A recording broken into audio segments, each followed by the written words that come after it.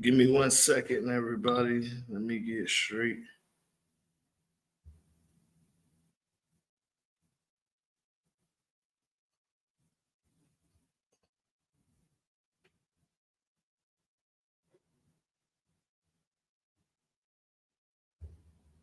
Oh, all right. What up? What up? What up, people? Give me a second. Let me share the stream.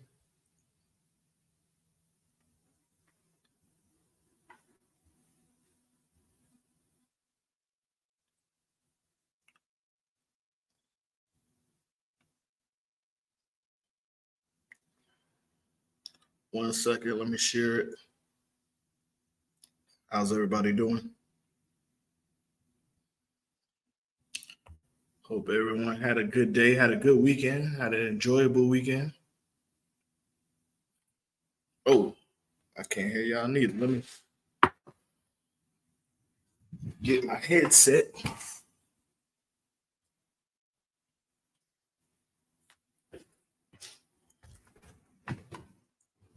Get my headset. Yeah, the peanut gallery.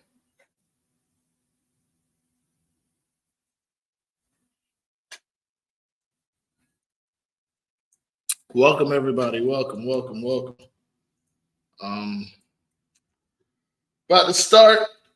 If y'all can share it, make sure you like and subscribe to the YouTube for me.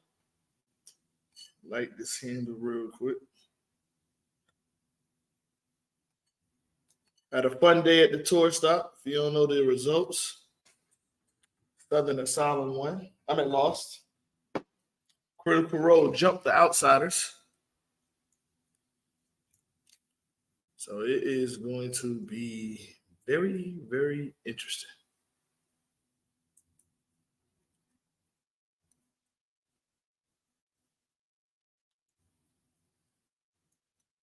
My Knicks loss.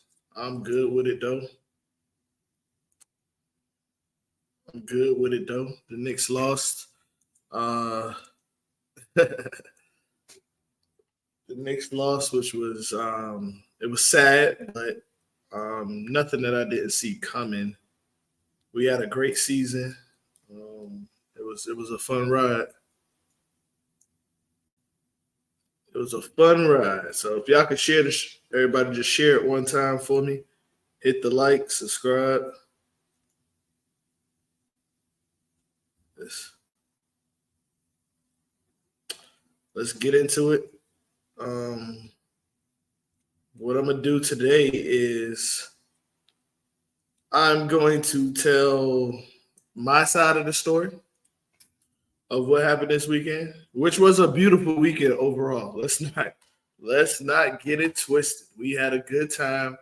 Things ran smooth up until the end. So let's not act like we still didn't have a good time because we did. Um, we had a good time. We was in there. Um, that first shift, at the end of it, people was happy. Everybody was satisfied. Everybody was ready to re-enter. As you see, we had a lot of re-entries. Um, so we appreciate the feedback. We did get some feedback, some positive feedback. Um, so shout out to the yeah, shout out to the positive feedback because we did see some things that we are going to improve. They are going to improve, um, but I don't know if the cat is really out the bag. So I'm gonna go ahead. I'm sorry. Like I said, make sure you share it. I'm trying to share the group. I'm trying to share it. So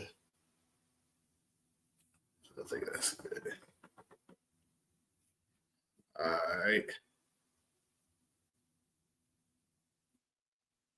Share this one because we about to We're about to tell it all. There we go. All right, I'm almost done sharing so we can get into the story. I appreciate everybody. If y'all could like, subscribe to the YouTube channel. I'm just sharing this to one more place.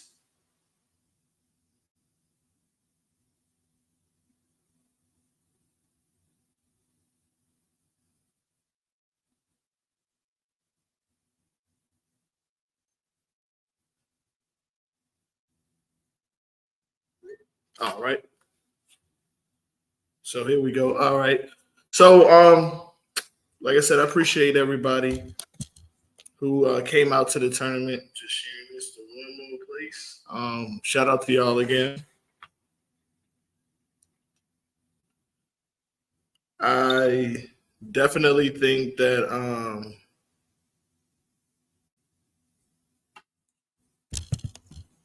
I definitely think there's all right a so here we go. All right. There is a everybody. There's a sense of entitlement with this bowling community. And this entitlement is kind of ruining the game. Um, well, let me go ahead and make the announcement. I think as far as tournaments, I have reached my limit with tournaments. Um, and I'm talking about putting them together.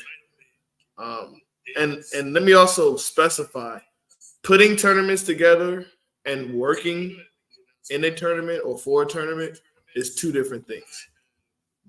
When you so some people who work the tournament responsibility putting tournaments together. I got you, Joe. Appreciate that, Joe.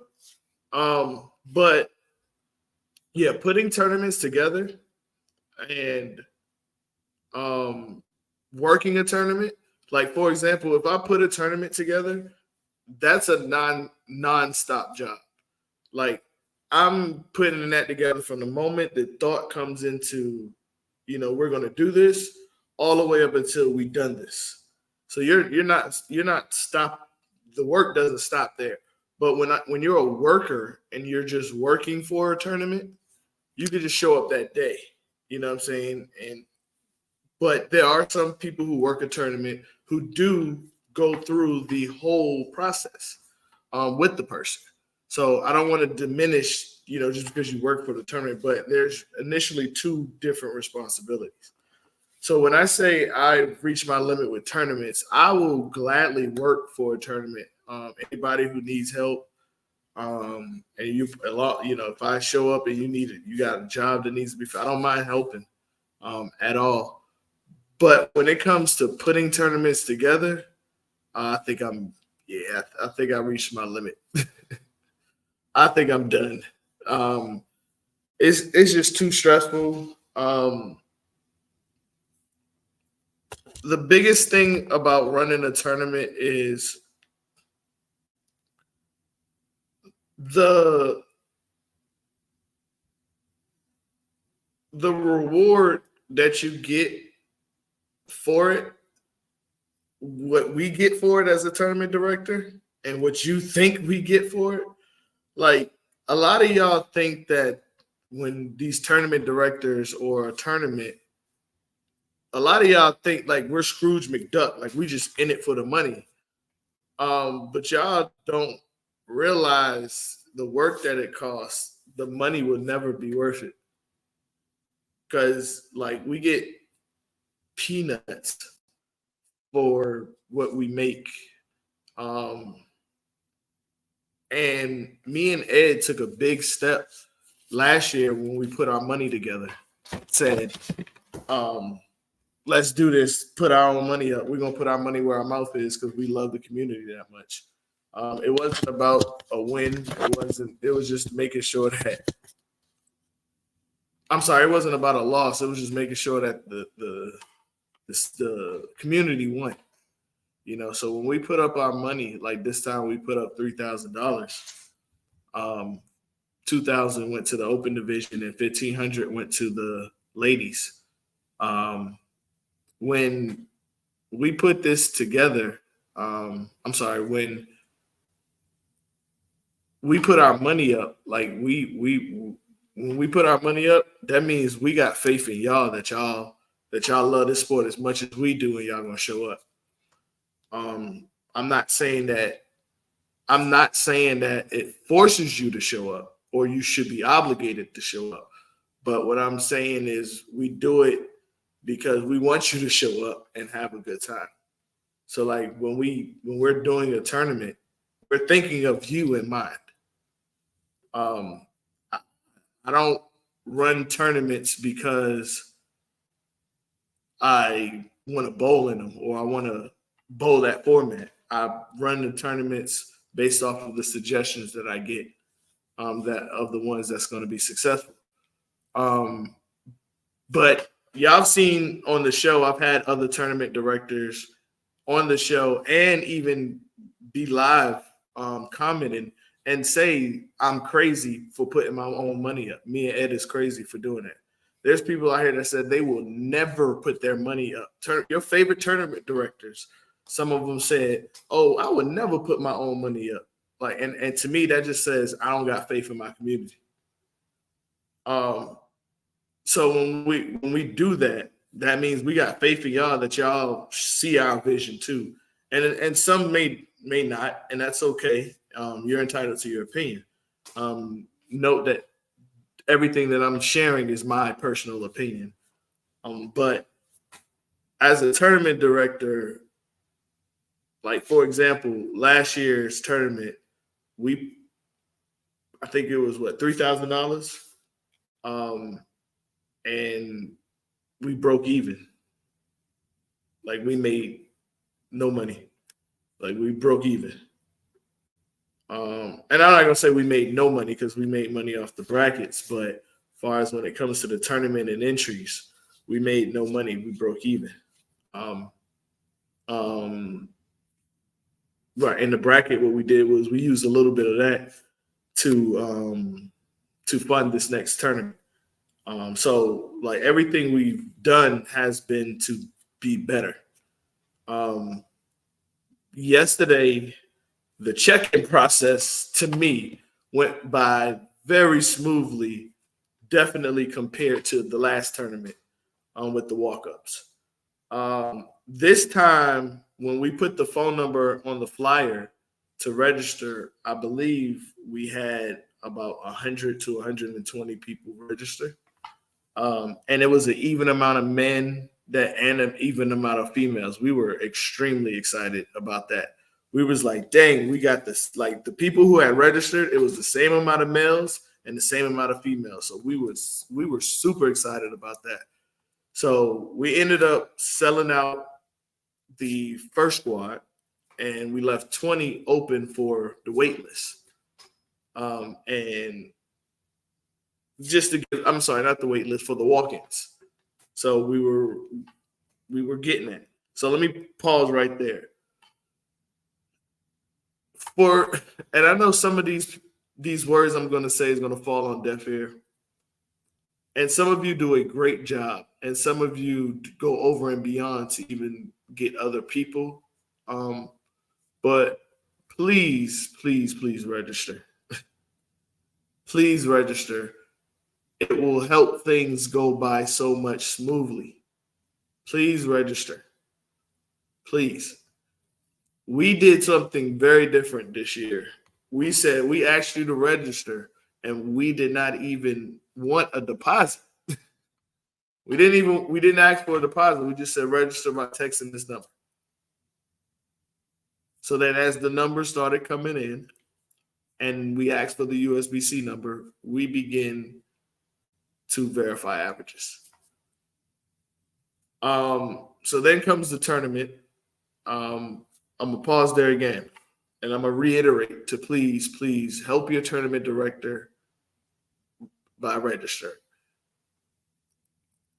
The reason why I'm saying this And the reason why I'm describing it like this is because this platform is to bridge the gap.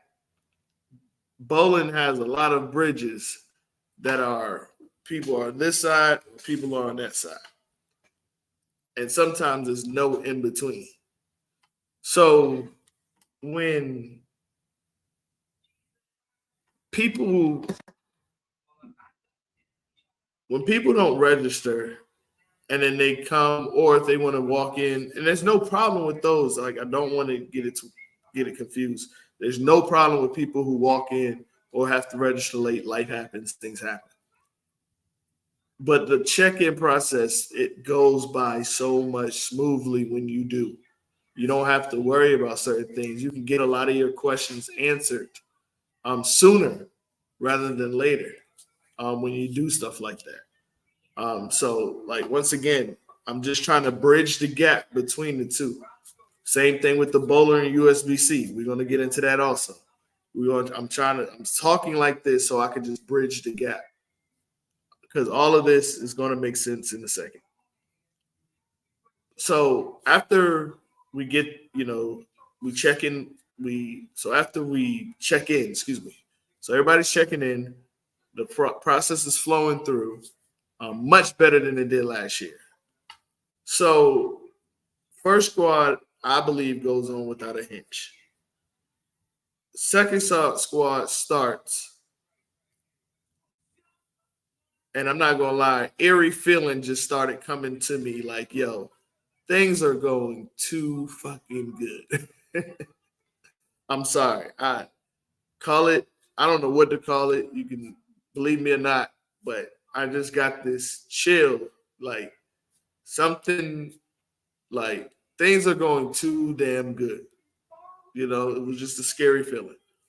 So as the second squad is bowling, I'm starting to hear little chatters about the shot. Um, I'm gonna say a couple of things that's controversial, but it's not to hurt nobody's feelings. It's just a personal opinion. Just because you don't understand the shot, it doesn't make it a sport shot. The shot that we asked them to put out was just another version of a house shot.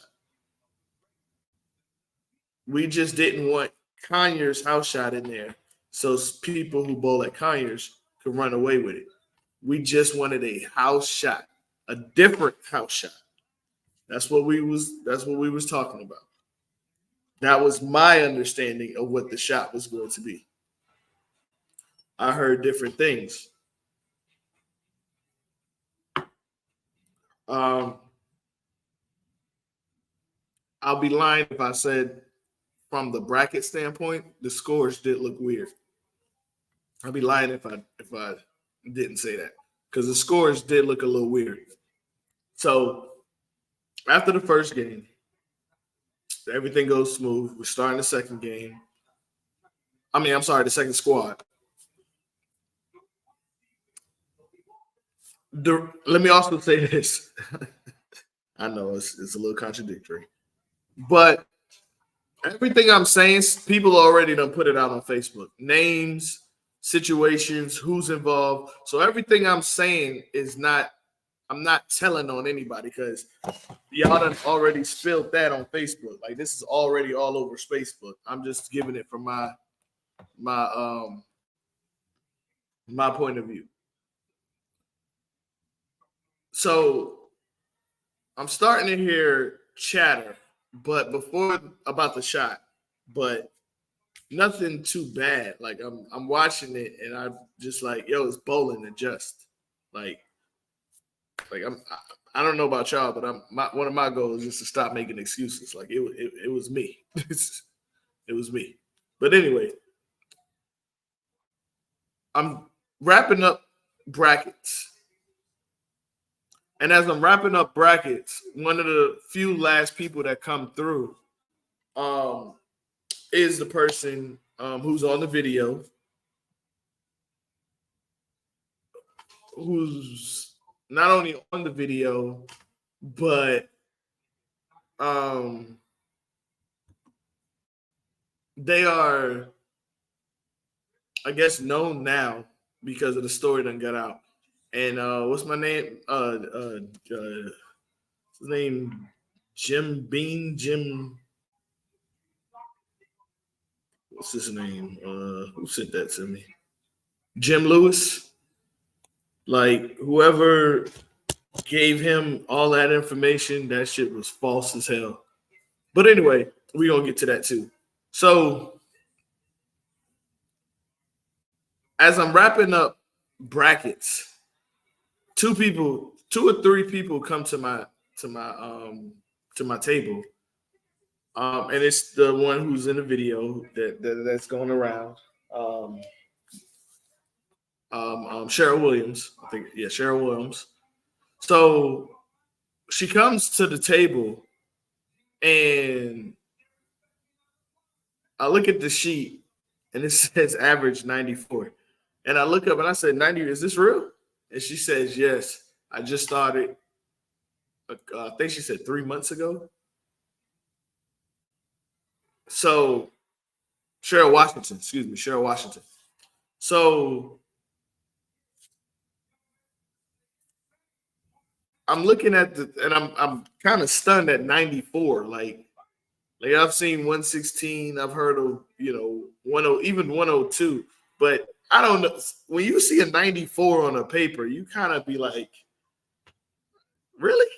Like I need to see how bad you bowl. Like, why are you here? So that was red flag number one. Red flag number two, 94 bowlers talk a certain way. And they talk like my family when they talk to me about bowling. Hey, you know how to curve the ball? Like this isn't baseball, you know. So your ball got one of those. You know how they talk. That's how I think low average bowlers talk. So when you talk to certain people, they have a language about them. You know, just like experienced bowlers, we talk about bowling a certain way where we understand. Hey, I went through the front or something like that. She did not talk like a low average bowler at all. She was helping somebody. She was like, "Yeah, this what you want to do. You want to put this here because if you can win this here in games two, then this game is here." And I'm watching her explain this like you're not a 94 bowler. You know, like that's just what I'm thinking. So I go back to doing what I'm doing, and then we go in the room after we got everybody, go started. The conversation starts brewing about this person. I said, somebody 94 out there, and then the conversation starts brewing. Um, in my opinion, when that first initial conversation started brewing in that room, I believe that was the start of the investigation. The reason why I say that because it lingered on all of our minds the whole entire night. The whole entire night we were talking about this Cheryl Washington. And then we started talking about the guy, I think his name was Tom Christian, who was in the first squad. So I think like halfway into the Cheryl's investigation, we started pondering about Washington. I'm sorry, not Washington. Um, we started pondering into Christian, Tom Christian. So as we are talking about this, it goes from a light talk to like, yo, something got to happen. Like, and it wasn't, and believe me when I tell you this, it was no outside interference. Like, no one who wasn't a part of that, part of the staff, was influenced by anybody outside. The conversation started much earlier than the chatter even started outside. So this notion that we just did this spare the moment, or we just said, oh, what happened? Boom, let's do this. No, it was very, very, very, very thought out. Like it was thought out. It went to an idea to let's put it in motion to we got to do something to we about to make an example. Like we're all tired of the stuff like this happening. You're ruining the fun. Like, come on now. Like and people who don't bowl, just to put it to you in perspective, it's like I'm playing basketball with you, and every time you want to win so bad that every time I jump, you gonna undercut my legs because you want to win that bad. Like that's what it's equivalent to sandbag. Like you willing to do anything to win, except win the right way. Like it's annoying sometimes because unfortunately in our sport it's hard to catch. Sometimes. And there's people that do it well. But it is annoying as a tournament director to having tournaments keep getting spoiled because of this. Like I, and I know I'm a little bit different when it comes to my life. And I say that because I don't need the money that bad. And I pray whatever you're going through in your situation that you feel like you have to do this. It's it's I just pray for better days for you. You know, that's all I can do. But you got to find another way because you're ruining the sport. You're taking the fun out of these tournaments. You're taking the joy away from tournament directors who are working hard to put these things together. You know what I'm saying? Like I hate with a passion um that every single tournament that I've been to or that I've worked, I've had to talk to somebody about, or not somebody, but there was a discussion about sandbagging. Like and I agree with you, Joe. It is one of the hardest things to prove. But the situation that happened yesterday, that's what needs to be done from here on out. What Joe said is very correct. It is difficult to catch them, but we have caught them. There are several people who are known around the bowling community as sandbaggers. There's several of them. So when we do catch them, we need to set an example. So just to rewind so I can tell y'all what I heard from other bowlers before I continue.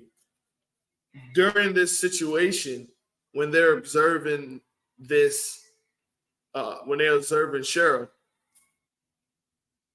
they start to notice things. They told me they start to notice that she goes front five. I mean, I'm sorry, she goes clean front five, and then after that, after she go clean front five, she'll leave a 10 pin, and then the ball wouldn't make it to the arrows. But then we all seen the video of her picking up the 310. I'm sorry, the 3710. She picked up the 3710 with ease. But I don't think that has anything to do. Well, I mean, I ain't gonna lie, she did look good picking it up. Like that was crazy. But anyway, but I think even if we do, make a database for sandbaggers, I just think we still need to punish them hard. Like, so we made a decision. Now, if you're in any type of position um, and you decide that you have to make this type of decision, there has to be a consequence. So what I mean by that is you could say, hey, this person needs to be re-rated, but now you got to say what they're going to be re-rated to, and you got to say why they're going to be re-rated to. So you have to come up with a punishment. So let me go to the easiest one first. Tom Christian. When we looked at and we finally found, because don't get it twisted. When we're back there, we're putting in scores. Not only are we putting in scores, we're still verifying averages. If we're trying to get a smooth check-in, we're getting your USB-C number. We're asking you what your average is, asking you to pull it up. If you can't pull it up, then you got to wait till we verify it. But we verify everybody. That's the main reason why things fall behind is because we have to verify something. And when I say verify, yes, we do call the bowling center. Yes, we do look at league secretary. Yes, we do. What else do we do? Yes, we do call people who we know in that league and ask them about you. We do all of that. We try to call your league secretary, whoever, if we know who that person is. So we do all of these things to verify you. Yes, there are some exceptions to the rules where some of y'all fall through the cracks. So we get that. So yes, there are some exceptions to the rules, as there is with everything. But we do all of that. So with Tom Christian, we found, I think it was a league that he was in, that he had, I think, average of, I think he gave an average of 138, and he had a 150 something average, 155, I think it was. So, and then he had reported he hadn't bowled in like 2 years or something like that. So when it came to him and when it came to him and what it was to when it came to him and his punishment, we gave him the option. Like, yo, what you want to do? You want to be re-rated or you want to be disqualified? And the reason why we felt like he can get the option is because when we told him, it was almost like he was like, all right, man, the jug is up. All right, y'all got me. I'll take the re-rate. Like he wasn't rah-rah. He wasn't out. He was from Conyers. Um, and he did admit to doing it. So he yeah, he had like 81 sticks and he was killing it. He was leading after the first. So when we saw him and when we found it, Tony said, he admitted it. So we gave him some leeway. We was like, you got an option. What you want to do? You want to be DQ'd or you want to be re-rated? So he chose to re-rate. He said I'm sorry and walked out. Right. So then we called Cheryl Williams. So let me pause here too because I don't want to backtrack too much. So let me tell you what I'm hearing from the peanut gallery. Y'all my dogs, but y'all was the peanut gallery this day. What I'm hearing is Cheryl Washington is walking around.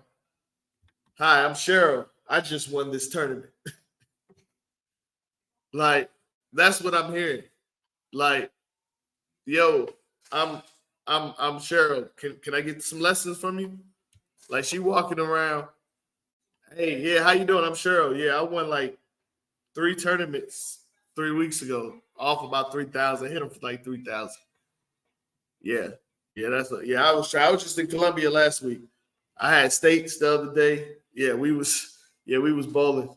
Yeah, yeah. Can I get some lessons? Like that's how she was walking around.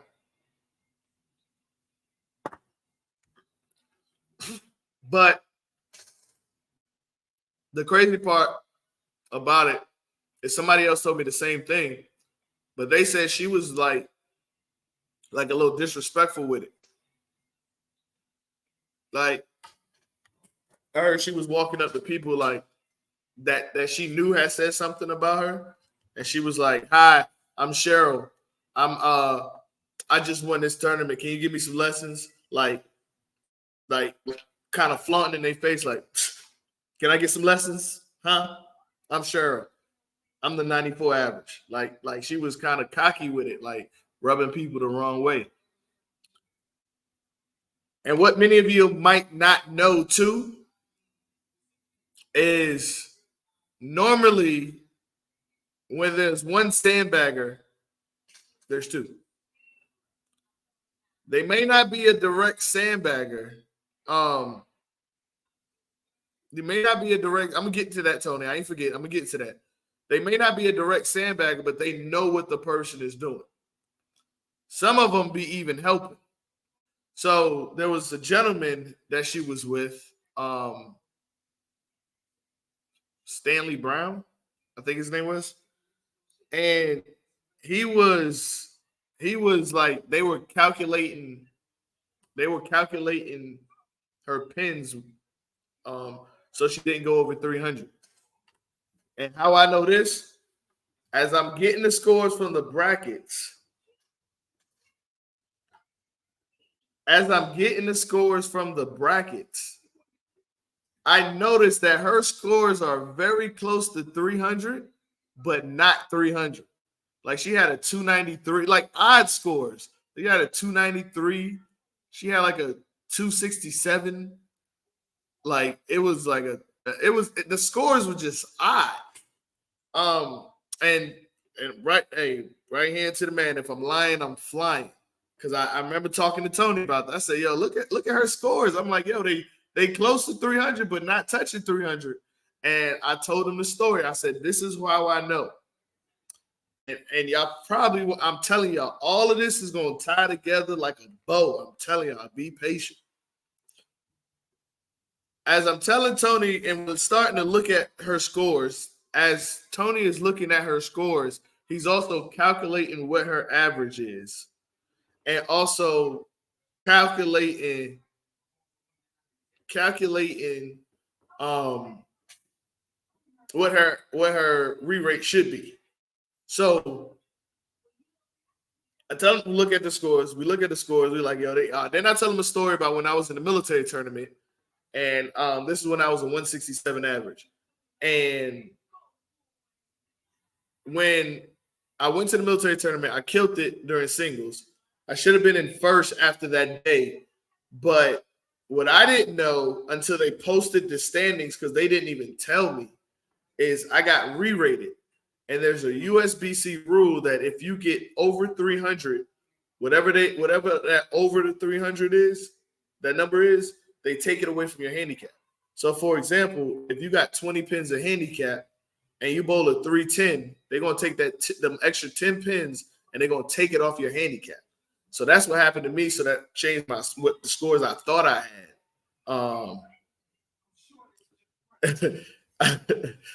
If I So when I looked at the standings, I was like, I had to ask him what happened. Like, why did my score change? And then they told me what the USBC rule was.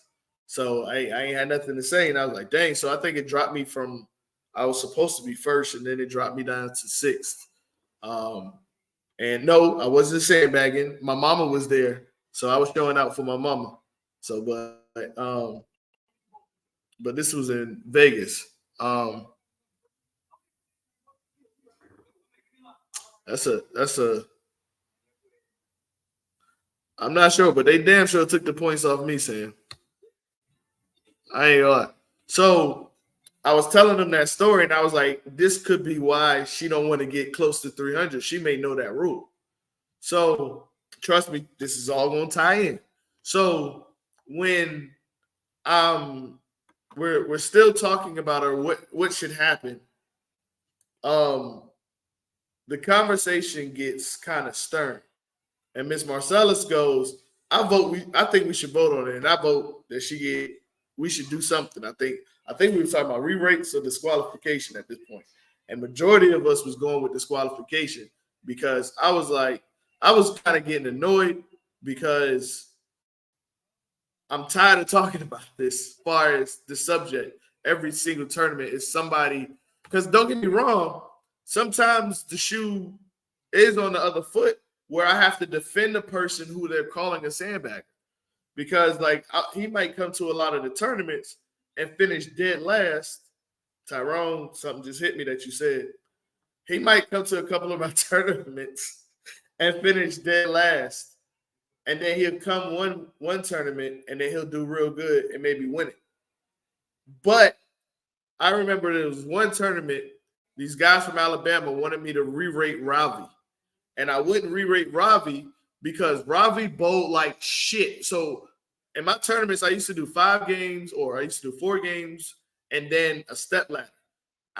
Hey, fuck y'all. I love watching a step ladder bowling match. It's like watching live brackets. It's like March Madness.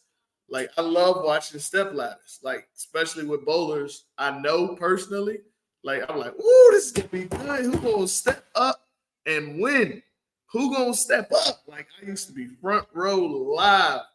Like I love step ladders, right? So it used to be they wanted me to. Ravi used to make it through because he had handicap, yes, but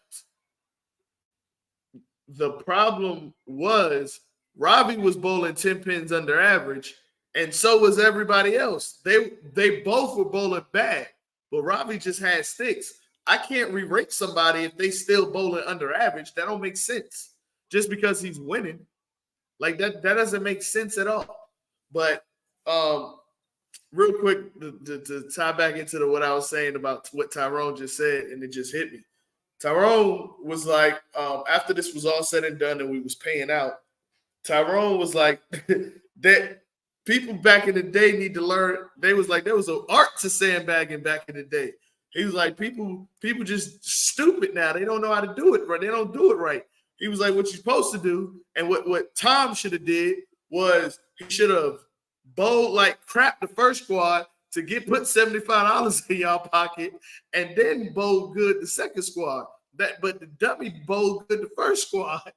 So when I was just explaining what Ravi did, that just hit me. Ravi was just putting money in my pocket just to win the tournament the next time. so so so right, it is a hustle. I see. Like when he broke it down, it is a hustle. So when we was in the room deciding what her fate should be, I think we voted, and when we voted, it was like it was pretty much unanimous. Like we knew something had to happen. So we was like, we gonna give her the same option we gave Tom. You gonna take this re-rate because we done found your scores. We done heard no, we done found your scores. We done heard each other. We done deliberated on this. We done talked about this to the blue in the face. I'm not gonna lie to you. We went from talking about it. I, I think this is the first time in history that people had a conversation that went from calm to aggressive, and we all were saying the same thing. Like we was all in there yelling and making points, but we was all saying the same thing. Like it was like it was like it was loud. We was assertive. We were pointing. We was hitting tables. Like we was pissed. Like it started calm, but then it elevated. But we all was saying the same thing. Like nobody was disagreeing with each other. We knew we had to do something, right? So we called her in the room. And as we're telling her what we found out, I saw the cockiness that people later was telling me about. Like I reckon when they was telling me the story, I was like, I know, I know how she was at. If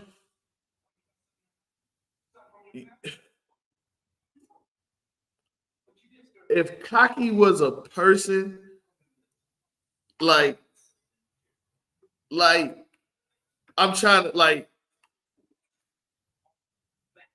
what she did when I say audacity, audacity, like the way she was talking was like it was like it was it's hard to explain, but it was just cocky. Like it was like, uh-huh, uh-huh, oh, oh no. And why is that? No, that's not that's not what happened last week. I was like, what are we watching Bridgerton? Like she was beneath whatever we was telling her. Like like every time we said something, it was like not me. Like it was like that. That's the attitude she was giving off. Like yo, who like like you was made for reality TV. Like you know how you think people on reality TV act. That's how I like. If I meet somebody and they got cameras rolling, that's how I think they will act. That's exactly why. Like so, she when she was putting on this performance, it was really rubbing all of us the wrong way. Because we went from let's give her the option of the re-rate or the or the um or the disqualification. It was like she was like, "Oh, I'm not taking either one of those." Like you get like that's not what happened the last time. That's not what happened with this. That's not what happened with that. So, but as she talking,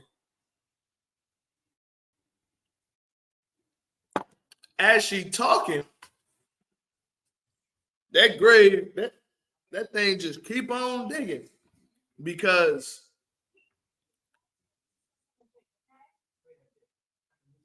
the more she talked, the more things came out. Oh, that's not what happened. That's not what happened at state. Well, what happened at state, ma'am? Do tell. Oh, they tried to re-rate me, but Joe Spain wouldn't let them re-rate me to the brackets. Joe Spain, Joe Spain wouldn't let them re-rate me on brackets. Now,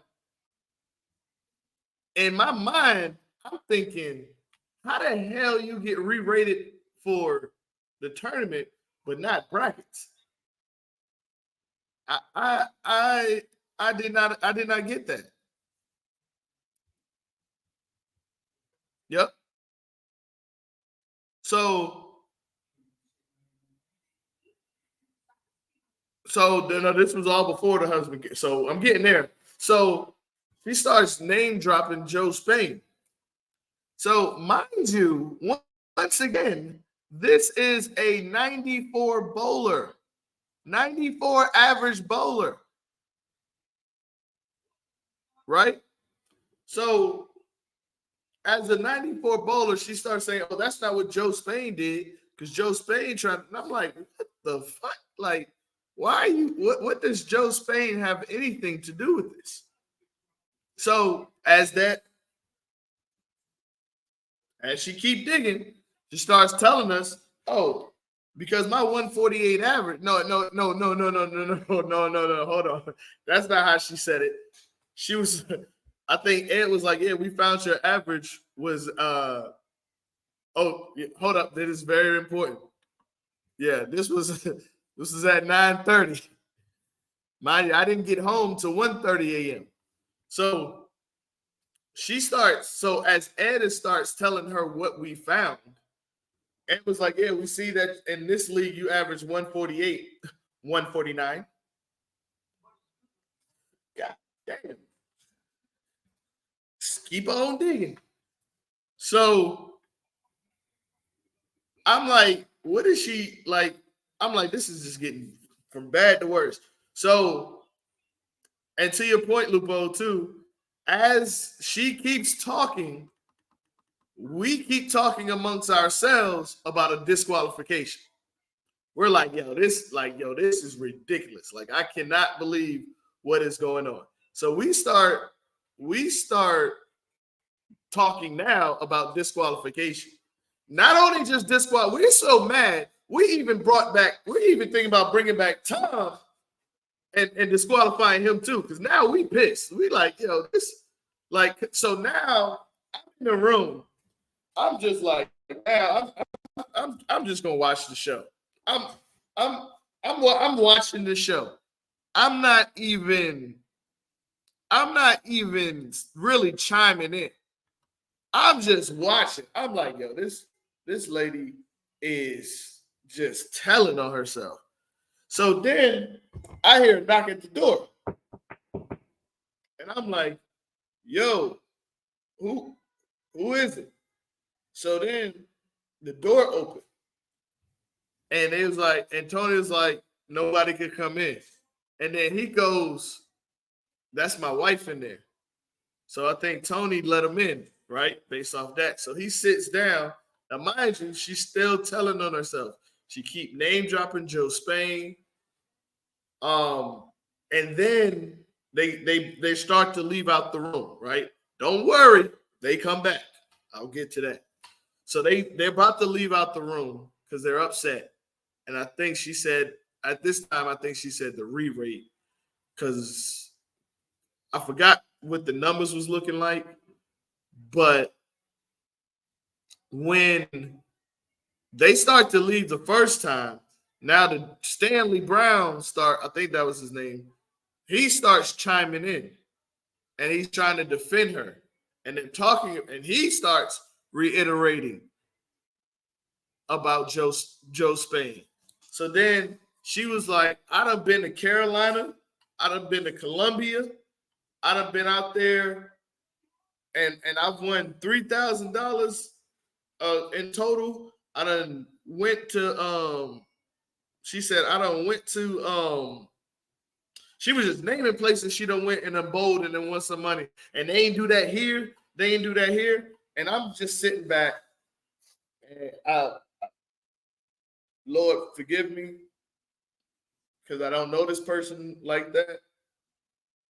But I'm just back there and I'm just looking like, you big dummy. That like that. I'm just sitting there watching. So as he enters, as he exits, I turned my. It was like I had one of these chairs because I swooped my chair so far around, and right before he left, he said something. What he said pretty much shaped the night. What he later said, right before he stepped foot out that door the first time, he said, "This has happened before. This is unfair. This happened before." And Ed goes, so when he said, this has happened before, just like I'm watching an episode of Bridgerton, I'm like, and once again, no disrespect, but this is just my thoughts. I'm looking at my man and I'm like, you big dummy. So he walks out. No. So then Ed says, how many times? How many times? So the dude will answer his question. And then Tony said, no, hold up, my brother. He asked you a question. Every question you asked him, he answered. He asked you a question. Why don't you answer? So he says, what was the question? Ed said, you said it happened before. How many times does it happen? And he said, she done got to re-rate it at least twice. And then all of us, I think, had the telepathy power of saying, yeah, he disqualified. She disqualified. Like, I think it was like if I'm we damn near all said it the same. Like, yeah, that was y'all heard that? Everybody, it was almost like we was a jury and we was just finished listening to closing arguments, and now we were going in to make a decision. That's what it felt like. Like it felt like low key jury duty. And when he said that, we all was like, all right, decisions made, DQ. Like, that performance. Like, we ain't about to do that. So once oh yes, and then she was like, "Oh, if I'm disqualified or get a re-rate, can I get my money back?" And Miss Marcel was like, "Nope, you cannot." Like, it wasn't even like a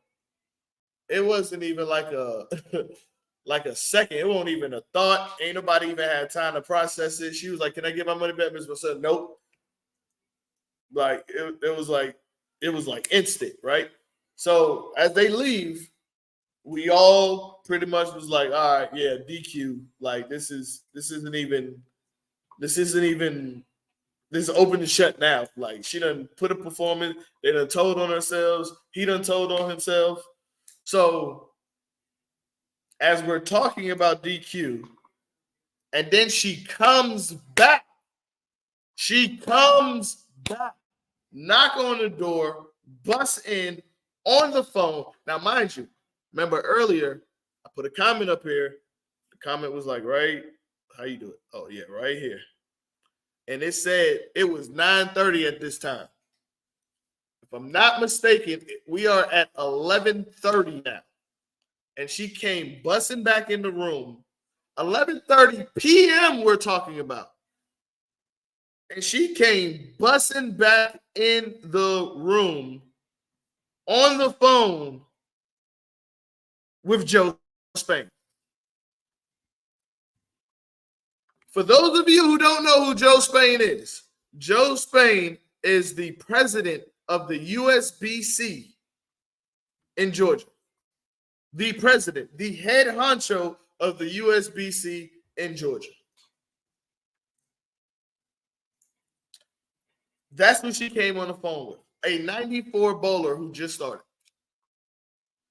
She was literally on the phone with Joe Spain.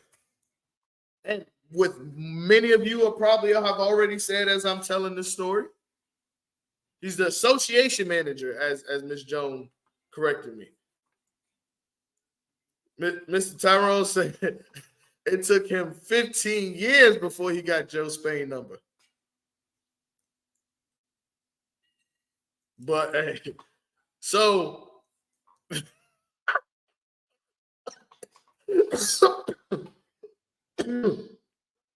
oh man. So she got yo, that's funny. She got Joe Spain's number. I mean, and now she's a 94 bowler, 94 average bowler. She got Joe Spain's number, and she's on the phone with him at 11:30 p.m. There's no way in hell. Hey, Joe, don't know you personally, my guy.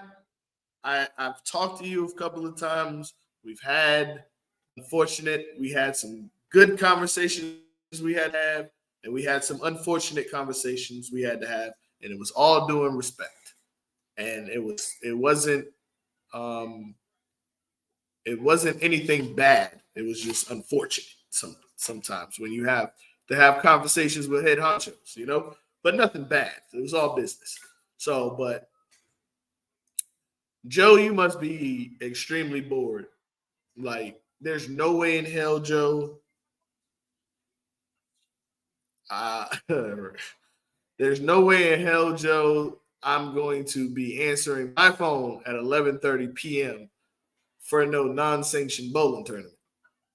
Like, there's no way in fucking hell on my day off am I going to be answering the phone for a new 94 average bowler at 11:30 p.m. There's no way in hell.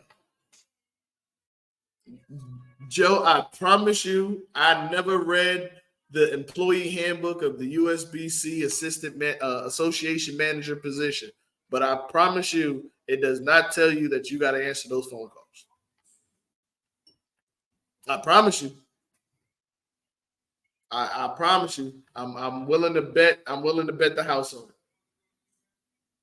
because there's no way in hell. I'll go ahead and say it. I wouldn't have been a black person.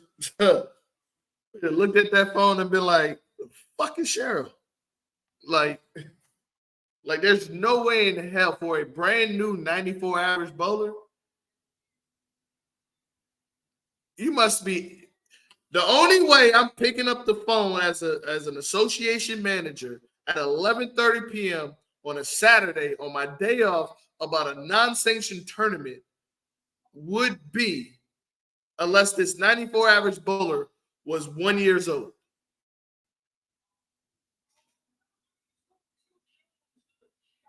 I'm about to I'm this 94-year-old, I mean 94 average bowler better be 1 years old and two-handed.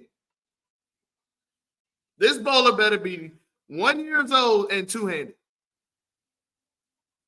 And I'm not talking about the baby two-handed. I'm talking about full worked on form, like Brandon Lupo form. Like that baby better have Brandon Lupo form and 1 years old for me to be picking it up for a 94 average bowler. Like there's no way in the world. So she comes back with Joe on the phone. The first thing,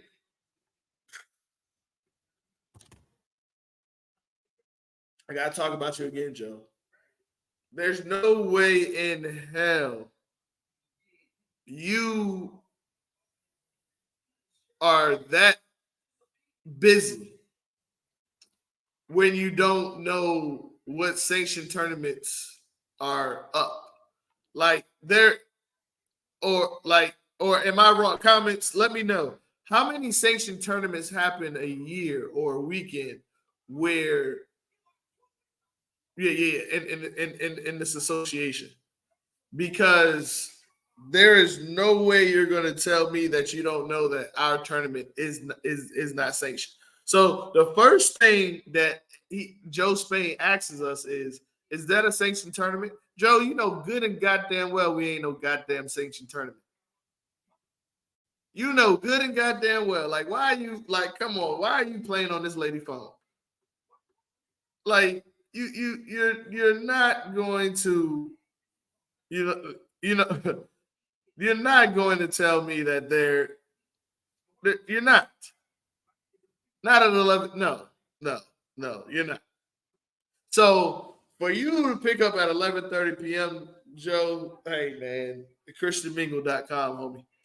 But so Ed gets on the phone with Joe, and then he asks him the same question, and Joe, he's like, no.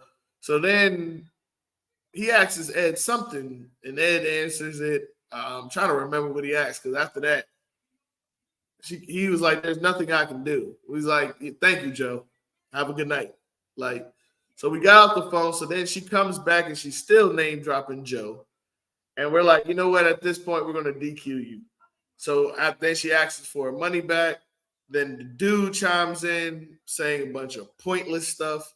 And then after after we after that, she is out there. So then we start discussing about what to do with her money because she did get brackets. So we was like, all right, this is what we're gonna do.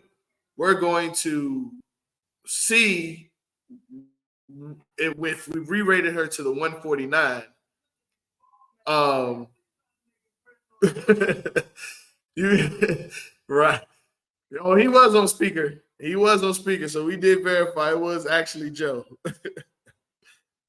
But and then what Ed did, which was smart too, he didn't take her phone. Ed called Joe Spain off of his phone, and Joe picked up and hung up with her. Because the only thing I could think of is when Joe got off the phone. Right, Ed called him, and then when Joe's was call waiting started ringing, he told Cheryl, "I gotta go." And then he clicked over to Ed, or he didn't say I gotta go. He said Ed is calling me on the other line. Let me talk to him. And he said okay. So he went to talk to Ed. But I think what Joe really meant was I thought this was my phone. I thought I was Cheryl Underwood. Like I picked it up for the wrong Cheryl or something. I don't know. But after we got off the phone with Joe, she left out the room, and then we started to decide what to do with her brackets. So me and Tony looked at the brackets and we re-rated her to I think the 149, and then we said, well, she had one with the 149. I think it came out to be like she lost two because she was in 6 brackets. She lost two. Uh, she lost two. She had one first place finish, and I think 3 second place finish. So we paid her that, which something like that. Um, or and I think we changed it to just give her second place for all the brackets or something. No. She did. It was one first place and however two because it ended up being $80. So yeah, it ended up being $80. So with the $80, um, Miss Marcel said, "I'll give it to her." She went out the room and gave it to her personally. Put it in her hand. Put it in her hand. Yeah. We put it in her hand. So let me fast forward to today and address something. Mr. Jim Lewis, I don't know you. After your long post, I don't want to know you. Your post was sent to me by somebody. And I was not happy. Like when I read it, I was pissed off. Um, I was, yeah, true. We could have did it that way. You DQ, you even lose your brackets. Like we thought about that too, but once again, we're not doing this for the money. We're doing this for the community. So we're not trying to cheat her out of anything, but we want to let her know what you did was serious. And the response that we got back from her was, I don't care. You know what I'm saying? That was the irritating part of it, you know? Um, like we're telling you, we about to re-rate you, and what you did was serious, and you're pretty much like spitting in our face. Like, so you're right, we could have took everything from her, but you know, we gave her grace. You know what I'm saying? Um, but when we gave her that grace, um, I see she told you something wrong, Mr. Lewis. Um, oh yeah. So I see she's not telling you the whole information. And it's okay to ride for your people, but make sure them people ain't riding you into a point of no return. Because once you climb down certain trees, like I don't know, a lot of y'all bowling people got it fucked up. Like, yo, just because you're a good bowler or just because you're known in the bowling community, I don't give a fuck about none of that. Like, watch your mouth. Like, I don't talk crazy to nobody. Don't talk crazy to us because you don't know me. Don't let this bowling stuff get it twisted. Like, this is supposed to be for fun, and y'all taking it too far. Y'all ruining the fun. That's why we even having this conversation. And if you felt a certain way and you needed to protect her, you could have got our information and we could have talked about it and gave you our point of view. Like, it's nothing but bowling. It's nothing but bowling. It's nothing but bowling. It's nothing but bowling. We could have had a conversation about it. We could have definitely had a conversation about it. So don't don't get it like next time, like, yo, you feel some type of way, have a conversation because it's never that serious. Because a conversation could always fix everything. You know what I'm saying? We both grown men. You could have reached out to me and defended her and said your piece. Maybe there was something that we didn't understand, or maybe there was something that you didn't understand, or she didn't understand. You know what I'm saying? So when this happens, and don't get me wrong, we're gonna have guests all week. Ray, I saw your comment. Yes, I do need you on later this week to talk about the divisions. Ed, I know Tony wants to come on to also share their side of the story and say their piece. Um, and anyone, Tyrone, more than welcome. We can set it up this week. Um, but I think me and Ed's supposed to get on tomorrow, so Ed can say his piece. So tune in tomorrow too, because we all are going to. Tyrone, we can schedule a date this week too. I know Tony, we got one for this week too. I'm gonna try to get the winner of the tournament, Ness, on this week too, so you can talk about the experience and the shot. So we are going to have them on this week too.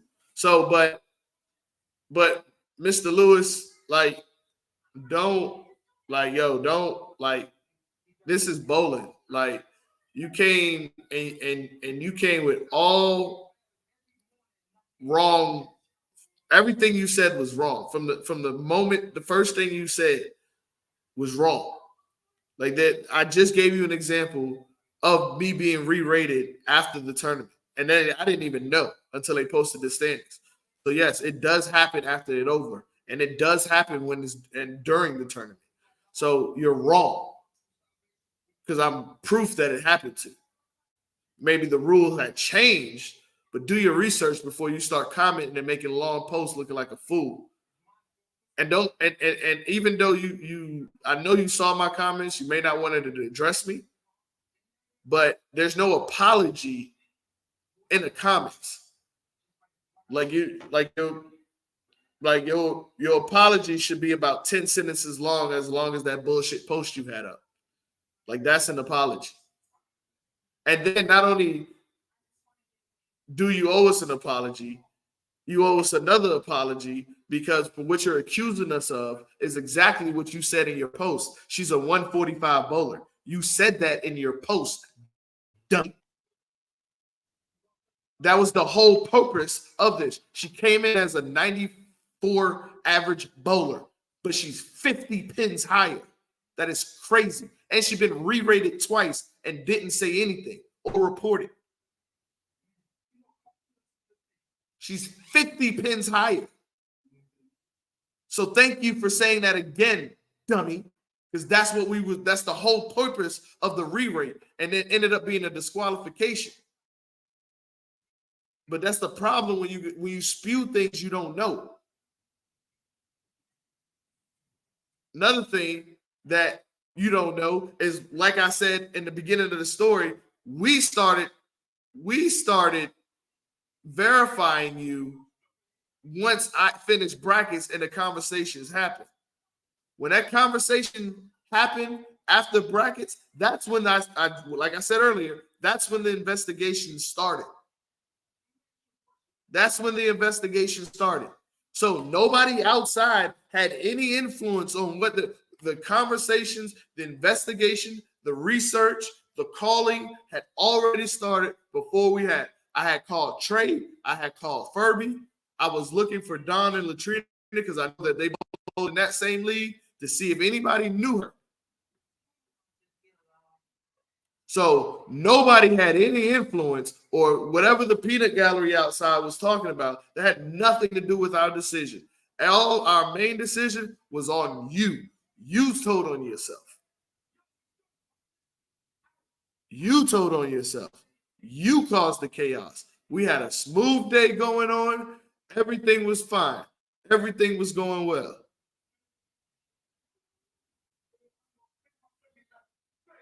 Because everything just went haywire after you came into that room acting like that.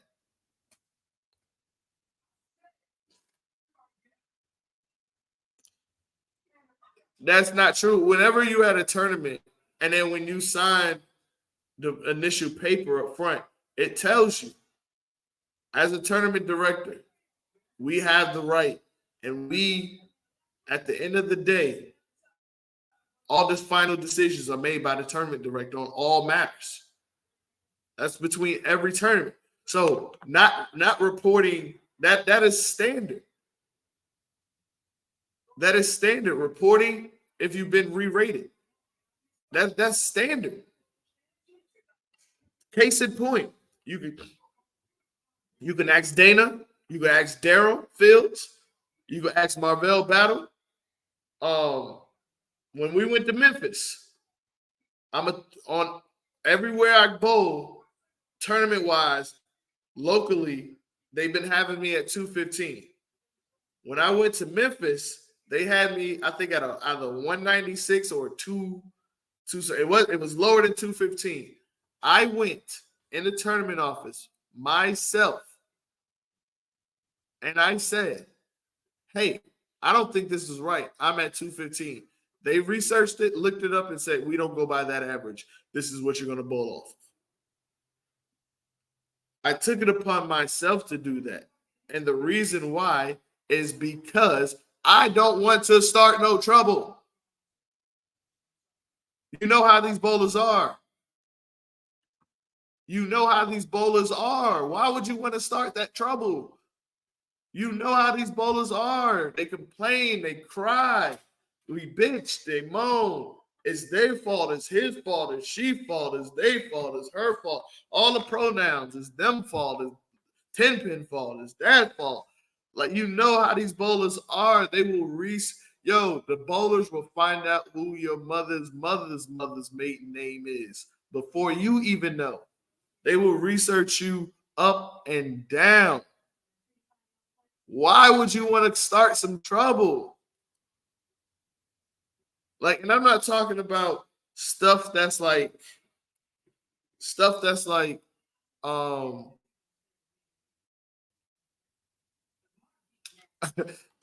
still a little bit in here. But like, I don't get it. Like, the last thing I want to do in a bowling alley is start something that got to do with rules or deal with it. Like, it just gets drawn out. It's a matter of opinions. And the bottom line is the rules are the rules. What does the rule say? Like, that's the bottom line. So, like, if you know you're doing foul stuff, like, yo, it's going to come to the light. Like, I hear what you're saying, Terry. I get it. But, yo, when you're doing stuff that's foul, it comes to the light.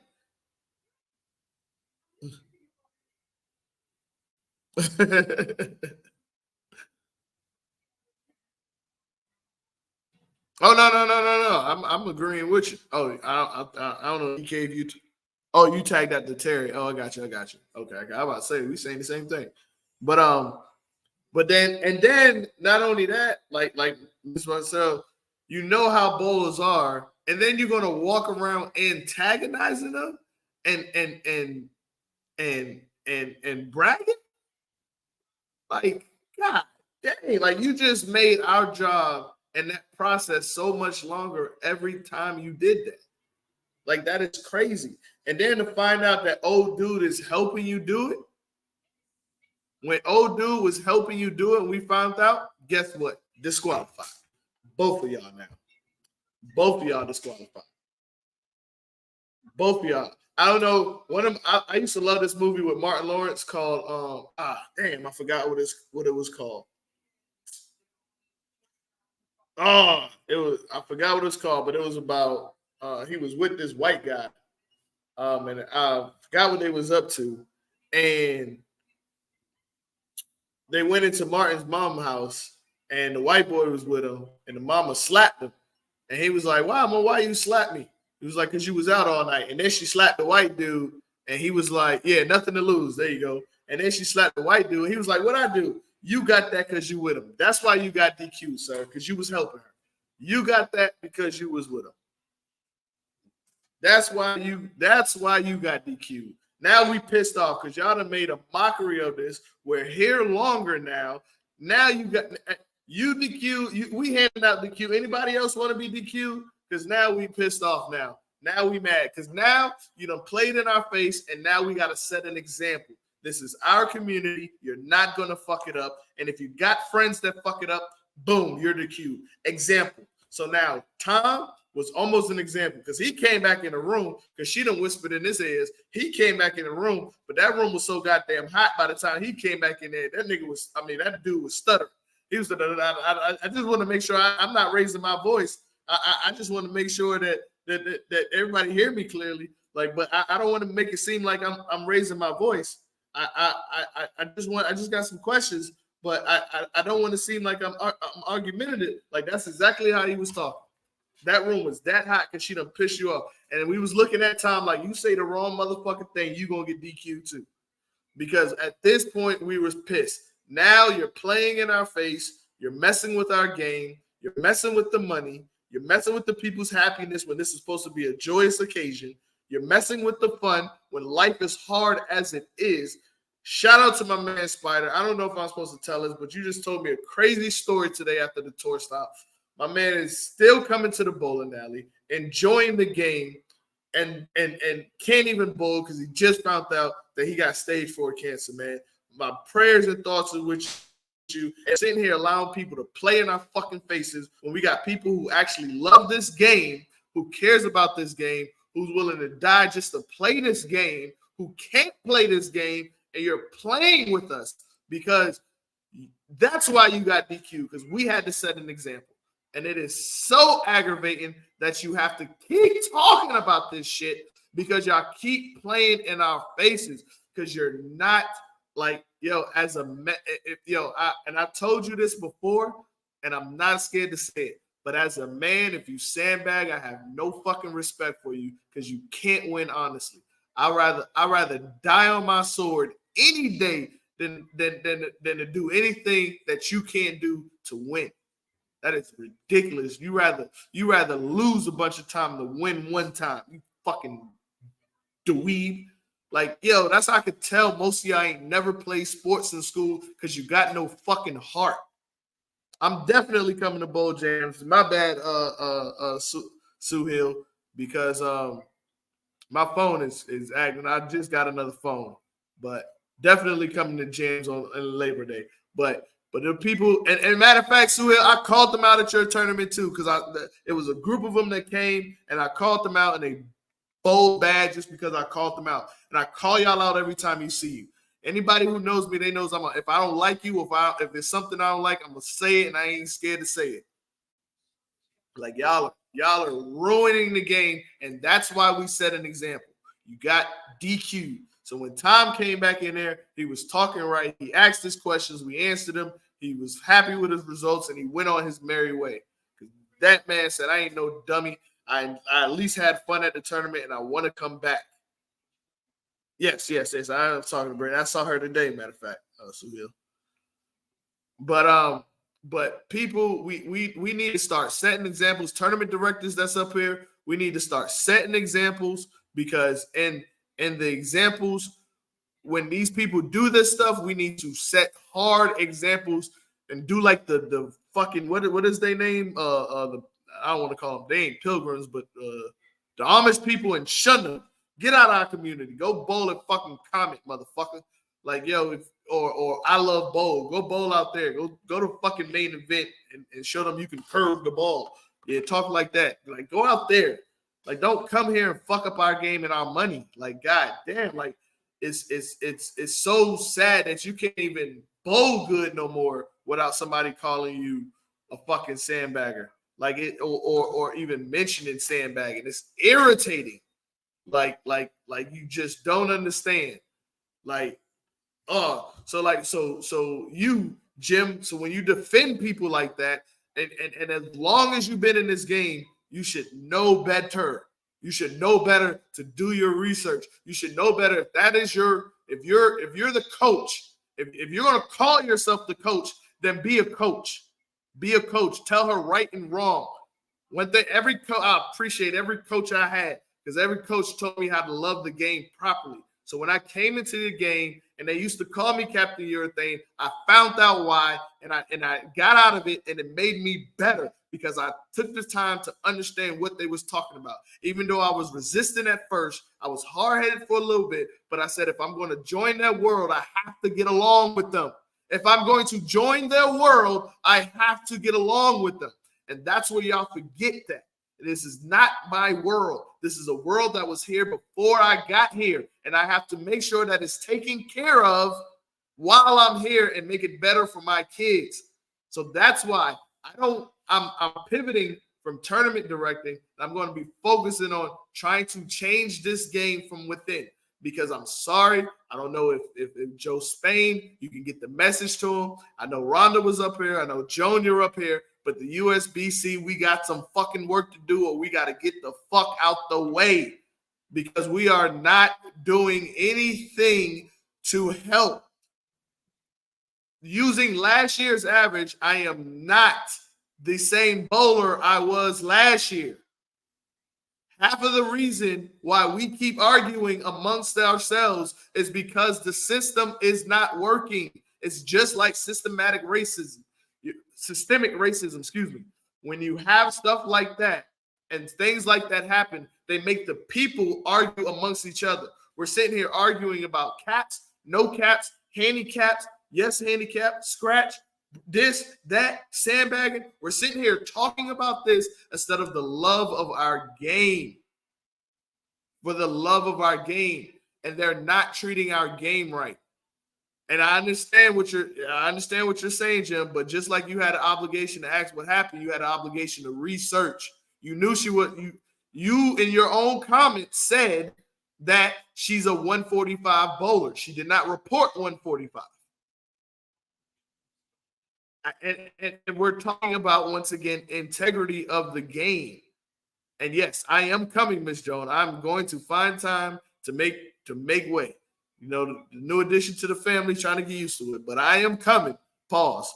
I am going to these meetings. I am going to try to make a change within, because the USBC, we need to try to make things better.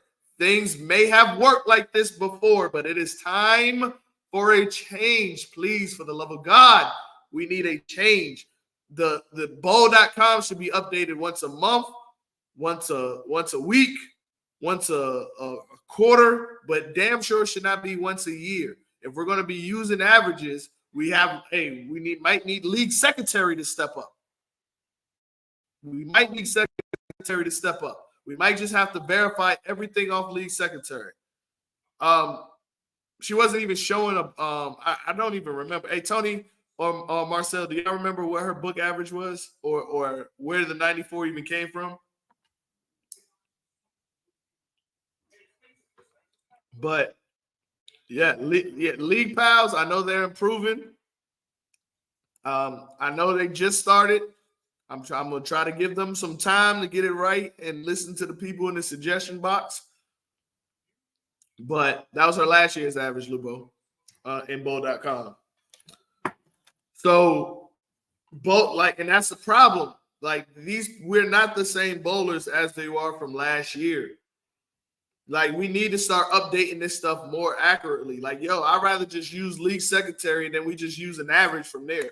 Like that or something like that. That's the only thing that makes sense. Because why are we paying $27 to update something once a year that barely gets updated? I still have stuff that I don't even see in ubowl.com that should have been in there, that the league secretaries tell me that they put it in there, and it's still not showing up on bowl.com. What are we paying for? Who's responsible for this? Who can we talk to get this stuff situated? Who do we talk to get these leagues to get these people to get these rules changed?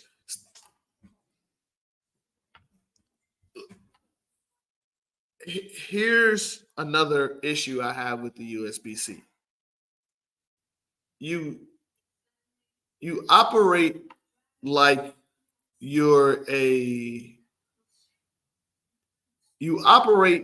you are a secret private society organization. Like, that's how you operate. Like, you operate real and top secret. Because it'd be like, oh yeah, we had a meeting last week. We like, where was that posted? Oh, on the website, on here, on there. And I'd be like, damn, I didn't even know you was even part of the USBC. Then it'd be like, oh yeah, I've been part of them for 22 years. Like, what do y'all normally do? Oh, state. I work the state, and we go to meetings. Like, so like I really like it. If and here's what I'm saying, Miss Joan. If we're all if you guys are in the sport, you come to these local tournaments, or you're at league after the week after the tournament, and people are talking about what happened. You're not going to tell me you don't hear the chat. You don't hear the arguments. How are you not bringing to light to make? How are you going to bring to light to make things better if you're not sharing or making sure the making sure the message is getting out? I hope I'm saying this right. I'm really trying to figure out how to word this, because if I have a problem, or if I'm hearing a problem, and I'm going to these meetings, I'm going to bring what I'm hearing to these meetings. And then I'm going to make sure, like, I don't know if it's just the way I think, but if you're a governing body, like, even let's be real. Let's take the United States of America. I'm not going to lie to you. I don't know what the fuck Joe Biden said at his last press conference. But I know if there's a State of the Union, every fucking channel is on the State of the Union so you can hear the president. Every news coverage, every television network, they stop everything for the State of Union to make sure people are paying attention. Why doesn't the USBC do anything like that? Why don't we pass messages down to our league secretaries to make sure we get it? It could be little handouts to be like, this was what this discussed. These are the rules changes that's on the table. If you want to, come out and vote. If you could tell me, if let me tell you something. Every time I bring a sub to a new league, the next week, voila, there's a fucking make sure he's sanctioned fucking card in there. Why can't we make sure the sanctioned people know the information card is in here too? Like, we make sure everybody is sanctioned. That's one thing we do. Oh, you gonna be sanctioned. You gonna bowl here. You gonna be sanctioned. You gonna be sanctioned. Why? Why do I have to be sanctioned? Why do I have to be sanctioned to bowl in this league? What benefits do I get? I don't even get a fucking free cup for being sanctioned in the USBC. I don't get a thumble, a thimble, or nothing. Where do I have to be sanctioned to bowl in your league? Why? Now, do the league get an insurance coverage? Okay, I may understand that. Like, so, but y'all like, yo, if you ain't sanctioned, and then we take the sanction, and then we take it to the tournaments, to the local tournaments that even ain't sanctioned, and we're going by your USBC last year's average. Why? Because that's what was fed to us. That's what was fed to us. Why can't that change? Why can't the USBC update every quarter? Like, I'm not understanding. Like, because we keep making excuses. Oh, y'all don't come to the meetings. How bad are you trying to get me to the meeting? How bad? Because it don't look like you're trying hard enough. Because the only way I got invited to the meeting, I had to create this. Because I'm trying to figure out, why are there not enough inserts in our envelopes to tell us what's been going on? Like, I don't know what happened. Where was the minutes? But you keep telling me I got to come to these meetings. Now, if I come to these meetings, is my voice being heard? If I come to these meetings, like, you're not telling me, you're not giving enough incentive to come to these meetings. But the people, and the crazy part is, most of y'all that are part of the USBC meetings are one or two people. Your grandparents was in the USBC, and you thought it was you just so used to always going that you became part of the USBC. That's one side. The second side is the ones that do want to kind of make a change or want to work state. Then they'll go and join, to try to really see what it's about. But I'm not gonna lie to you. A lot of y'all who are part of the USBC, y'all kind of give me our word don't matter vibes. Like everything is stuck in their way vibes. Like that's the vibes y'all give off.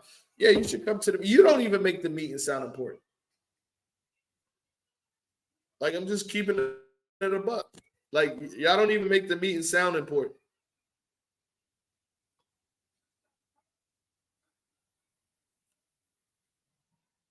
Oops, hold on one second.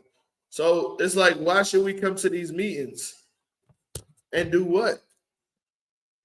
Like I can stay home and not get my word heard, you know? Like I think there's enough of us that we can come to a collective and do something and make the change to a governing body and function off of that and say forget the USBC or forget TNBA because TNBA, what are y'all doing? Like y'all just want to throw tournaments. Like y'all should have never came. Like why do I need a TNBA number? Like y'all should just throw tournaments. Like because y'all have a chance. Y'all had it. Y'all got y'all. I mean, it's here for the taking for y'all, and y'all just like nah. We just gonna keep hiring out the nursing home and hope and just run tournaments. Yeah, we gonna we gonna hire a bunch of can't take nothing. we gonna, we gonna hire a bunch of ain't taking nothing grandmas who be mean to everybody. Like we can't even talk in the tournament office when it's raining outside. We got to be quiet and let God do His work. Like that TNBA, y'all just want to throw tournaments. Y'all have a chance. This is for the taking, and y'all are just not doing anything. Like, I mean, y'all not as bad as USBC with the sanctions. Like, I don't feel like threatened, but like I'm not gonna lie to you. Like the way the USBC seemed, I wouldn't be surprised if some men in suits like told me to pull over on the side of the road, like was swerving, trying to hit me, and was telling me to pull over. Like that's how the U after this, like that's how I think the USBC works. Because it's crazy how it's just crazy how y'all don't make your own things important. Like even the state. Like I'm not gonna lie, most of us just bowl state just to hang out. What up, Terry? What up, T-Bone? Like a lot of people just bowl state just to do something. Like that's the only thing. Like I don't think I ever had or heard a conversation or anything that be like, "Y'all, man, I can't wait to state next year." Nah, I ain't never heard that. All right, yo, you going to the military tournament? I'm going to the military tournament. Yep, yep, yep. I'm going to. You going to? Oh, what year you going? Like that's like even nationals. If people get excited about nationals, you go to nationals, man. What you taking? Like I ain't never heard nobody had no conversations like that about state. I ain't never heard that. Like I've never heard nobody talk about state like that. So I don't get it. I don't get what you're doing, USBC. The only thing I see you doing is starting problems. You're starting problems and you're laughing at us because we're too stupid to figure out that we have the power. We don't have to pay your sanction fees. We can start our own. The bowling alley does not care about you. The bowling alley cares about money.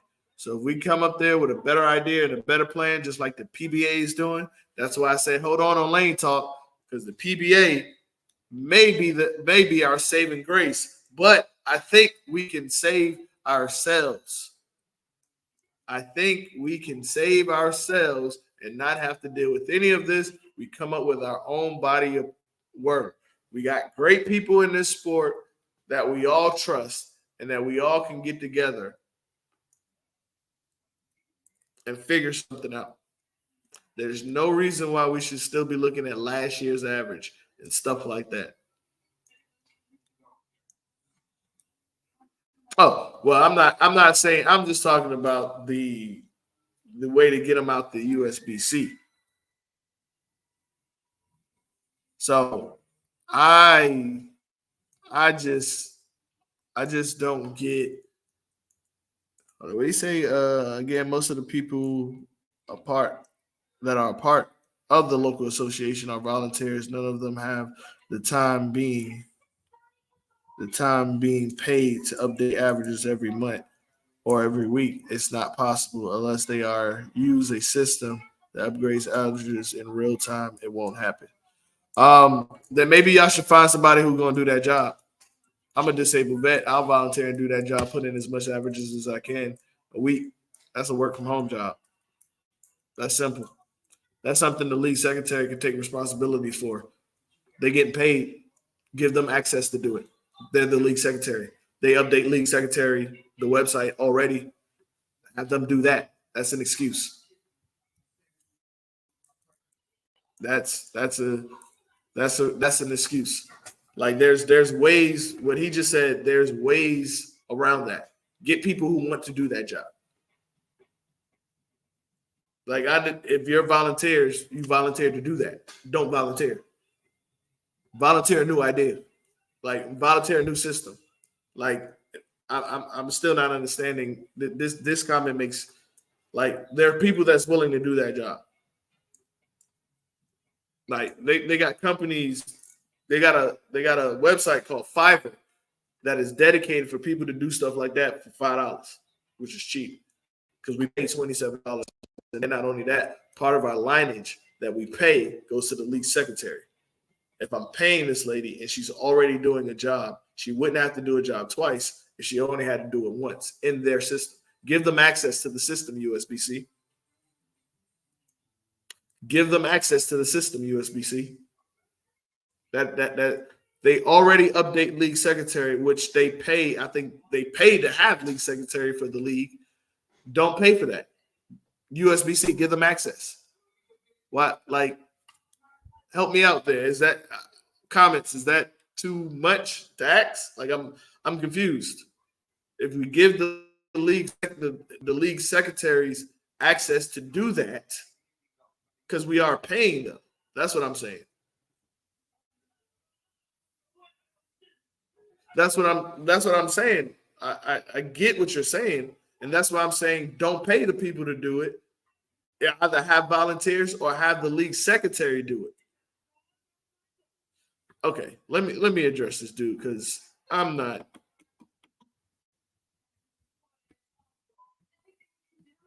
But the let me look on it.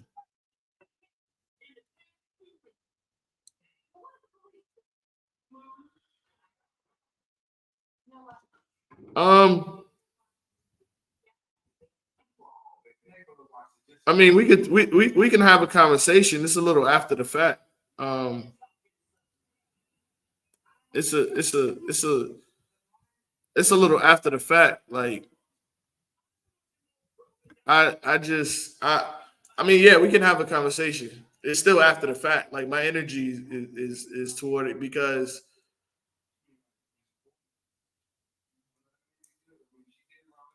like I think we can have a conversation. We can have a conversation. That's not a problem because I I'm I'm a little torn about what that conversation would be at because the only thing I would have to talk about is respect, like respect, like and the reason why I'm saying it now and here too is that they go everybody. Um, respect. Like this bowling culture could really learn how to do that. Like respect. Like just because you agree or disagree, that don't mean disrespect needs to happen. We can respect each other. And disagree. There's several people in the bowling line. I have several friends that I disagree with, and talk to. There's several people in the bowling alley that I've had conversations with to form my own judgment of things. Um, like, because at the end of the day, it's bowling. So yeah, we can have that conversation. Yeah, I'm agree. He said, "You think volunteering is going to take time out of doing for free, not happening." See, that's the thing. See, that's the problem, though. Hold on, I'm gonna read the whole thing. He said, "You think volunteering is going to take time out to do things for free, not happening." And the USBC is too cheap to pay anyone. They pay the local directors in each region. It's the only paid position, and they are mostly terrible. They can barely get sanctions in on time. That is my point. My point is you have to hire people who will willing to do the job. There are people out here that will love to do any type of job, volunteer hours, community service hours. There are plenty of people that would do it. Plus, we already pay the league secretary. She updates the website league secretary. If she just update bowl.com, that no one, you don't even have, the USBC doesn't even have to shell that work out. It's already done. It's already done because we already pay them. So there's no need to pay them again. Let them do the job. But just to wrap up on kind of how the tournament ended. Um, so the long process, a big long process, was getting that done. So I mean, in conclusion, what I'm a definitely what I'm definitely gonna say is it's hard to have a perfect answer. Um, I've seen a lot of people say cap, no cap. I ran a tournament with cap before. It didn't do too well. Um, but I'm with it. If it helps, I'm for it. I heard I I do think there is a such thing as too much cap. Yeah, because I was talking to Leonard. I mean, I'm not Leonard. I was talking to Leon the second, and he was saying when he was at Dougie's tournament, he finished. He was in the finals, and the person that he had the bowl, I think, had like 40 or 50 sticks. So they're already starting with a 5 frame head start. That's almost impossible to catch that person. Not saying it can't be done, but that's extremely hard. Like one strike, oh, don't let her double. You're done for. So I do think there's too many cap. There needs to be a cap. And if okay, so hold on, going back to the USBC thing, he said bowl.com is too difficult to update. Then move aside. Then fold. Simple. Why are we still? Mr. Michael Hitt is proving my point. Why are we so worried about a system that makes the rules of a game that we love, and they show time after time by comments like this, by saying they're too cheap to update it? You don't even care about our game. You don't care about our game enough anymore. So if you don't even care about our game anymore, why are you worried about our $27? Move aside, fold, buy, good riddance. Because this comment is just proving my point. You don't care enough. If you don't even put money in yourself, but you done fooled all of us to put money in you. That's crazy. That's crazy. Because now I'm it's going to be my sole purpose to figure out a way to either one, make USB-C better or make USB-C move the fuck out the way.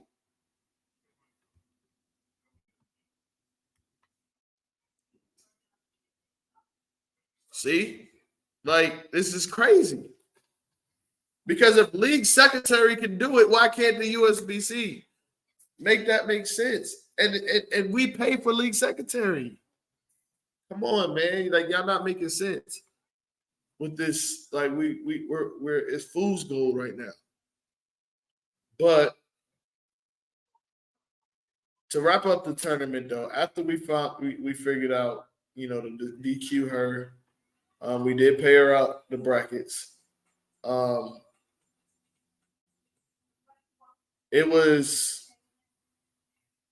now time to get the tournament together. Now we can figure out who won. Ed does have the standings. Hold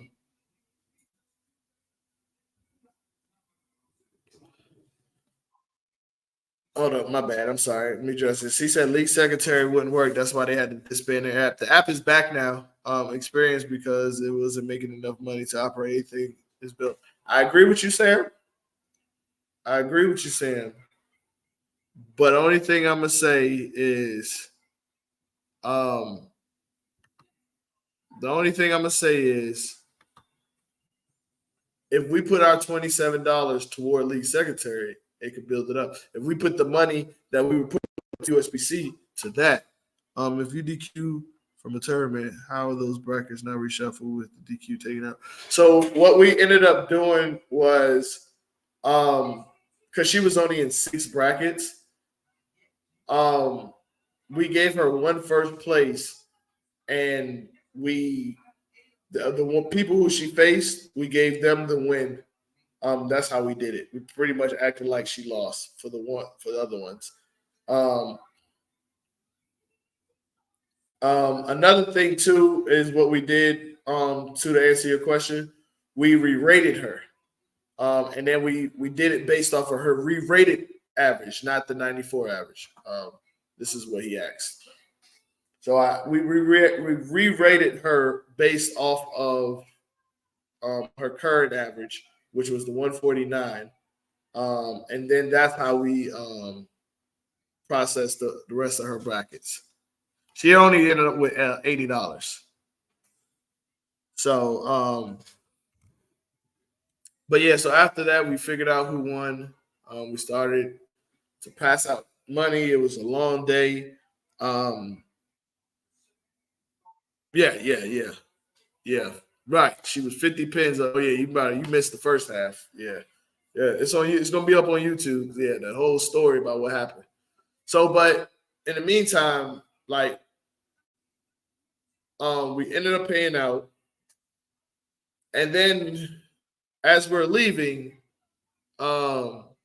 she had, speaking of double, as she's leaving, her boyfriend or husband, whoever he was, he comes back. And now we're having a conversation because he's trying to figure out why was he DQ'd. And we telling him, and just like I said earlier, from now on, he said that she need a doubles partner.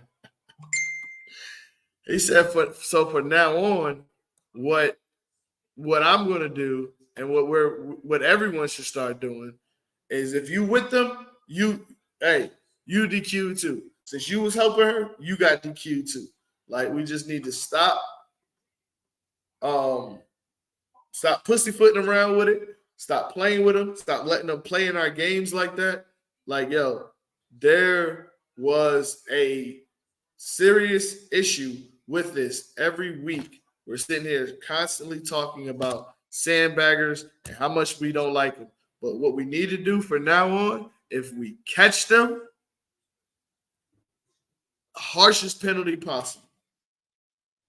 Ban you, DQ you, you don't get none of your money back. None of it. Period. Oh, you knew what she was doing? You're DQ'd too. We could be like Joey Crawford giving out texts. Like, you get DQ'd, you get DQ'd. Just start handing out DQs because we need to start setting examples. We need to start setting examples. So, with that being said, I'm about to be out. My candle is damn near burnt out.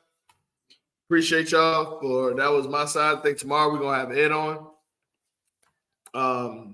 We also gonna have schedule this week with Tyrone. I'm also scheduled this week with Tony and Ray.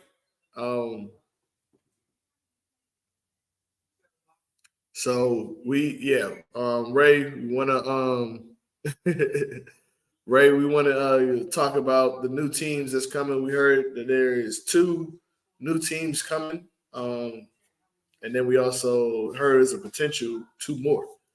So I know Sam is excited about that. Want to have Sam on too because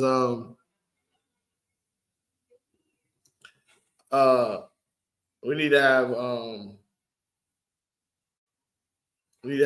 him on too. So y'all have a good night.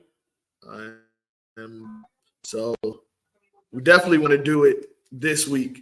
Oh, you leave third. Oh, you leave. Oh man, we'll call you tomorrow, Sam. But yeah, we gotta talk, Sam. Sam said he leave Thursday. So yeah, we got a new one, Sam. So you can talk about the new vision of everything. So next tour stop is Augusta, the last tour stop of the year. So when we have Ray on, we're gonna recap. We're gonna recap Plemento. We'll have Leonard on to recap Plemento, and also we're gonna recap yesterday's tour stop, and then we also gonna recap. And I'm sorry, I haven't been on in a while, but we're gonna recap the tour stop before that, which was where was we at before? Where were we at before this last tour stop? Anybody know? Douglasville. That's where we were at. We were at Douglasville. So we're going to recap that, even though I wasn't there. Yeah, we definitely going to, yeah, we got to talk about Douglasville because I made my last show, I made some predictions and all the predictions came true. That include Top Shelf and Tri-City winning. So yeah, we definitely got to speak about that. So we going oh yeah. And great showing by Full Throttle today. They're tough. They're tough. They're tough, man. Man, people, I don't know if y'all saw the live, but I had to crawl on the floor to get a victory today because they wouldn't stop striking. You know, shout out to my scratch squad for standing in there. My scratch squad balled out. Dana, Greg Black. Get our phone and talk about Ed. Hopefully, we're gonna release the standings very, very soon. I know a lot of people is asking me about that, so I'm gonna get with Ed to get these standings released. And then also we do have to reach out to a lot of people who couldn't stay to finish getting paid out. So we do have to pay a couple of people. We do have y'all envelopes, so we'll definitely be contacting y'all to figure out how to get y'all paid. So appreciate y'all. Appreciate everybody for the support. Even if you couldn't make it, if you shared the flyer, if you liked the flyer, if you looked at the flyer, thank you so much for the support. We appreciate it. Like I said, we're constantly going to bridge the gap with this show. We pro shop owners. For those of you who know, I just started working at Critical Role Bowling Supply. I want to thank you, Sam, for the opportunity. Thank you, Panda, for the training and opportunity. I appreciate the the patience that y'all have with me, because this is a lot to learn, and it is a not necessarily just a lot to learn, but it's a I gotta relearn fractions, and I gotta relearn how to learn, if that makes sense. So it's elevating my brain, which I appreciate. So I thank y'all both for the challenge. Um, so once again, I appreciate that opportunity. I know a lot of people, wondering, oh, Trail's working a critical role. This is business. Shut up. Y'all say the dumbest things. Like y'all, y'all be saying the dumbest things. Like don't get the UBA twisted. We're not gang banging. Like we're nothing like that. Like I can work for Critical Role. I can hang out with Critical Role and still on the outsiders and still see them on the lanes, and like y'all are weird, like stupid. But if you haven't came up there, just come by and say hi. Like come by and see the shop. It is a beautiful, beautiful shop, man. I'm just come by and say hi, and just come check out the shop. We got everything. I know a lot of people have seen the video. We have everything from Motive. Um, we got motives. We got swag. We got uh, um, we got Storm. We got Track. We got Roto Grip. We got Radical. We got some great bags. Um, we got all kinds of bags. We got your four wheeler, your two wheelers, your four ball bags. We got your travel bags. We got tracks. We got some of everything. I'm telling you, we got your cleaners. Come to 1651 Horizon Parkway, Suite 700. We're literally in the same plaza as the guitar rental, the guitar repair place. We have everything. Just come by and say hi. Just come and check it out. The lights are bright, the TV's on, and the music is playing. And we're there to have a conversation about bowling, something we're all passionate and we love about. We literally talk bowling all day, every day, and I appreciate it, the opportunity, because I call it an opportunity and not a job, because when it's something that you love and you're passionate about, it's just opportunities. It's not work, and I enjoy being there. Even like when I'm off, I just go there and I just hang out. It's that kind of atmosphere. The couches are comfortable. Um, I believe so. Yes, it's right. It's by this the Walmart near Mall of Georgia. So yeah, so like I said, we're gonna have Ed on tomorrow. I'm gonna try to get Sam on for a brief before he leaves. Um, I'm gonna have Tyrone on this week and Tony on this week to get their point of views of the tournament and everything. Talk about the shot. Talk about everything that I talked about. Everything I gave you was just my complete point of view of how everything happened and everything started. So it was still overall a great weekend. Um, it was a great weekend. Had a great time. It was always good seeing everybody compete. Um, and until further, hey, we outside, baby. Y'all have a good night.